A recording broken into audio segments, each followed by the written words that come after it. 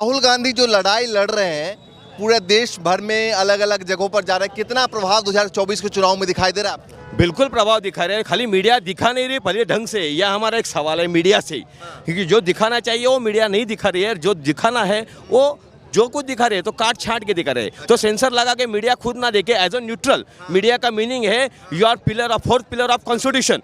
तो आप वो एंगल से दिखाओ कि सच्चाई क्या है, दूध का दूध पानी दिखाओ, पानी का पानी दिखाओ। ये मीडिया से मेरा खुला सवाल है। आप जैसे मीडिया आता है जो हमारा ओपिनियन लेता है, जो जनमानस का ओपिनियन है वो दिखा रहे हैं, लेकिन हर एक मीडिया लीडिंग मीडिया ये नहीं कर रहे हैं। तो मीडिया नाराजगी मीडिया से ही है। नहीं, बिल्कुल मीडिया से तो है ही है, क्योंकि तुम पार्ट ऑफ कॉन्स्टिट्यूशन हो, पिलर हो, खुद को पिलर कहते। तो पिलर ऐसा नहीं होना चाहिए कहीं आके लगे कहीं जाके निकल रहे, ऐसा नहीं पिलर होना चाहिए। Pillar should be stick on one position, one opinion, one ethics, one principle होना चाहिए। जो मीडिया हिल रहा है, हाँ, तो इसलिए हमारा सवाल है कि जो भी अभी है, राहुल जी निकले हैं, कॉन्स्टिट्यूशन बचाव है, कॉन्स्टिट्यूशन बचाना ही है। क्योंकि इन्होंने क्या किया, सामने वाले दिखा रहे हैं वो दिखा रहे हैं कॉन्स्टिट्यूशन नहीं, लेकिन पीछे से उसकी जितनी तोड़ मोड़ करना है कर रहे।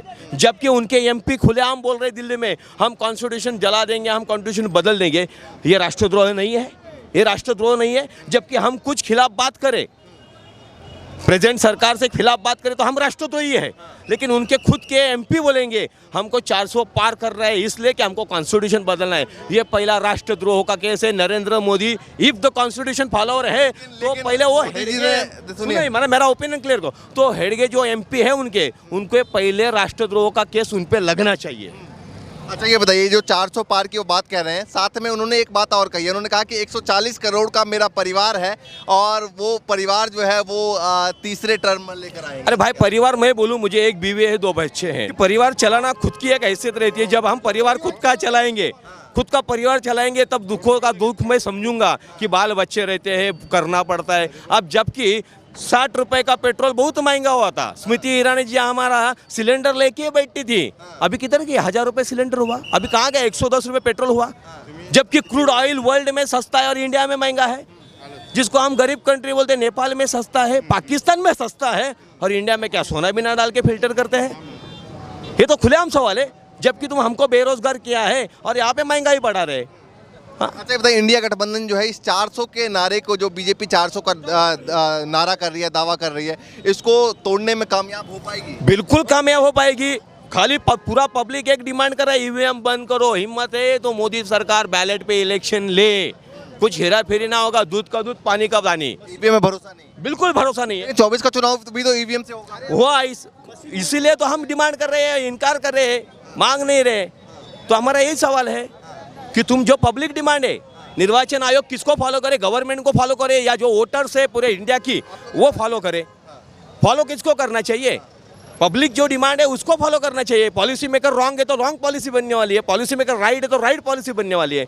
फिलहाल पॉलिसी मेकर रॉन्ग है, लेकिन वो तो कह रहे हैं कि बहुत अच्छे दिन आ गए। कहाँ से आ गए? किसके नारा भी दिया था। हाँ, जिनको 50 खोके मिले उनके अच्छे दिन आ गए, हमारे नहीं आए। हम बेरोजगार है, 2 करोड़ रोजगार देने वाले थे हर साल, कहाँ गए?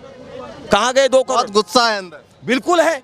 ये मेरा अकेला का नहीं है, ये मेरा अकेला का नहीं, मेरे जैसे करोड़ों तरुणों का ये गुस्सा है। कई लोग बोलने आते हैं, कई लोग बोलने शाय है, नहीं बोलते, लेकिन बोलने वालों को फिर टारगेट किया जाता है। अच्छा ये बताइए कि जिस तरीके से राहुल गांधी अपने बयानों में कह रहे हैं, ऐसा नहीं लग रहा कि राहुल गांधी एक अमीरी और एक गरीबी की लड़ाई को अब इसको बना रहे हैं कि अमीर बनाम गरीब की लड़ाई है? नहीं, एक तरीका आपका सवाल इतना ये है ना कंफ्यूज करने वाला। तो नहीं, सुनो, मैं करता हूँ। जबकि गरीबों को श्रीमंत करना था, ये जुमला 2014 में लाया नरेंद्र मोदी जी और अमित शाह ने। 15 लाख देंगे, काला धन लाएंगे, तो कहाँ गए? वहाँ पे तुमको गरीबी दूर करना था इसलिए 15 लाख ना। आज जो है, आज जो बिलो पॉवर्टी लाइन में है, आज हमारा जो पालघर जिला है वो 3 स्टेप में बैठा है, ट्राइबल, रूरल एंड कोस्टल। तो अलग अलग डिवीजन में अलग अलग टाइप ऑफ इकोनॉमिक कंडीशंस है। तो उन्होंने जो बोला है वो क्या गलत नहीं है। तुम्हें इकोनॉमी का स्टे करना है, जो कि कॉन्स्टिट्यूशन का है, हर एक आदमी इकोनॉमिकली इक्वल हो जाएगा तो बाकी की बात ही नहीं बचेंगी, हर एक स्टेबल हो जाएगा। वही करना है। ये खाली दिखा रहे हैं कितने दिन तक हमको 5 किलो राशन देंगे, 5 किलो राशन पे हम कंट्री चलाएंगे, जबकि तुम हमको भिखारी की भिखारी रख रहे पब्लिक को। हाँ, खाओ और आराम करो, हम बोले वो सुनो, हम तुम्हें मारे तुम मरो। भक्त होने चाहिए, लेकिन कैसे अंध नहीं, सुजान भक्त होने चाहिए, जो दिमाग से विचार करे, दिल से विचार करे, दिमाग से विचार करे, गुर्गों से नहीं, घुटनों से नहीं विचार करे। महाराष्ट्र की सरकार कैसे चल रही है और महाराष्ट्र में क्या दिखाई दे रहा है 2024 का पोजीशन? नहीं, महाराष्ट्र में पूरा खिचड़ी हो गया है। खिचड़ी हो गया। कोई भी ईमानदार पार्टी बचा नहीं है। सबसे पहला ट्रस्ट जो है, निष्ठा, तो वो भी किसी पार्टी में अभी कार्यकर्ताओं के बीच में रही नहीं। ये पोजीशन अभी महाराष्ट्र में है। तो अभी बदलाव चाह रहे 24 में। हाँ, बदलाव आना जरूरी है। बताइए यूथ क्या सोच रहा है? राहुल गांधी की बातों से, उनकी बयानों से क्या कुछ आपके लिए है? मेरे लिए बहुत कुछ है, क्योंकि मैं आज मेरे दोस्त, मेरे परिवार में के मेरे ज़्यादातर युवा उन लोग बेरोजगार ही है। तो राहुल जी खासकर बेरोजगारों के लिए ही बात कर रहे हैं और हमारे दिल की आवाज़ कर रहे हैं। हम आज के सवाल यही है, रोजगार, अच्छी शिक्षा, स्वास्थ्य, अच्छे रास्ते, और क्या चाहिए हमें? नहीं तो आप लोग सपोर्ट में हैं? राहुल जी को ही हम सपोर्ट करते हैं। आज बीजेपी की ऐसी हालत है कि लोग मानने को उतर आते हैं। गांव में अगर हम लोग गए तो गाली तो मिलती है। अगर आप बोलोगे ना कि बीजेपी को कोई सपोर्ट करता है क्या, ऐसा तो गाली देने को तैयार हो जाते हैं लोग, मानने के लिए भी उतर आते हैं। अच्छा, हाँ, इतनी नाराजगी है? हाँ, और कहता है लहर है, आप कह रहे हैं नाराजगी है? कोई लहर नहीं है। मैं यहीं से आता हूँ, दादरा नगर हवेली केंद्र शासित प्रदेश से आता हूँ। बीजेपी मेरा बॉर्डर है, पड़ोसी अच्छे से जानता है कि वो क्या कहते हैं। गुजरात हमारा पड़ोस है। हाँ, हमारे यहाँ क्या होता है, अगर किसी की अच्छी दुकान चलने लगे तो वो बंद करवा देते हैं। आपके पास फसाई लाइसेंस नहीं है, ये नहीं है, वो नहीं है, और जब हफ्ता देते हो तो तुरंत चालू करवा देते हैं। ये लोग कंपनियों के साथ भी ये करते हैं। आरआर के बहुत सारे गुस्सा अंदर भर रखा है। हम लोग सहते हैं, हम लोग जीते हैं, उनके साथ ही जीते हैं। ठीक है, आप बताइए क्या सोच रहे हैं? थोड़ा आगे आ जाइए। कहाँ से आ रहे हैं इतना सारा सामान लेके? कहाँ से आ रहे हैं? मैं वाड़ा का हूँ। वाड़ा भिवंडी रोड के बारे में बात करता हूँ।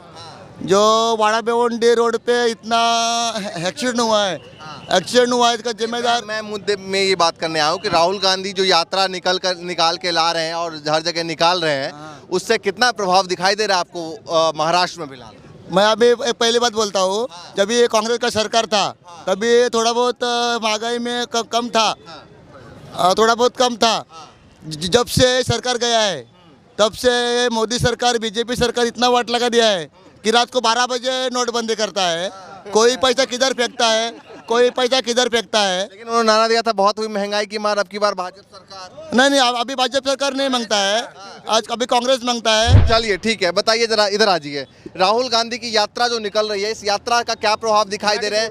हाँ, थोड़ा हिंदी बता दीजिए क्योंकि हिंदी चैनल है।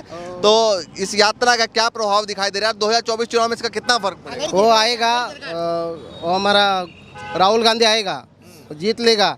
और वो आश्वासन दिया है आदिवासियों को। मैं आदिवासी हूँ, मतलब वो जरूर आएगा। हमारा उसके ऊपर, उनके जो आदिवासियों पर कह रहे हैं विश्वास है। विश्वास है, पूरा विश्वास है, 100% भरोसा है। नहीं करने का हमको, ये पेपर बैलेट मांगता है हमको, बैलेट पेपर पे। पेपर पे। हाँ, तो ईवीएम से भी नाराजगी है? बहुत नाराजगी है। ईवीएम की वजह से जीतते हैं उन लोग, ईवीएम से तो जीतते हैं उन लोग। ईवीएम जब हटाएंगे ना, जब पेपर पे जब वोटिंग हो जाएगा, तब मोदी को उसकी लायकी समझ में आ जाएगा, वो सीधा अंदर ही जाएगा। फिर जो आज जो चल रहा है ना, जो ये बेच रहा है, रेलवे बेच रहा है, एरोप्लेन बेच रहा है, वो सब कुछ पता चलेगा। फिर 1947 में जो देश आजाद हुआ था, 24 का चुनाव भी तो ईवीएम पे होगा। नहीं होना चाहिए। इसके लिए हम निषेध करते हैं इसका। ईवीएम हटाओ और देश बचाओ। अगर ईवीएम से दिक्कत है तो कांग्रेस कहाँ लड़ाई लड़ रही है ईवीएम? अरे कांग्रेस लड़ाई कर रही है, मगर सब तो ईडी का उसको धाक दिखा रहा है ना।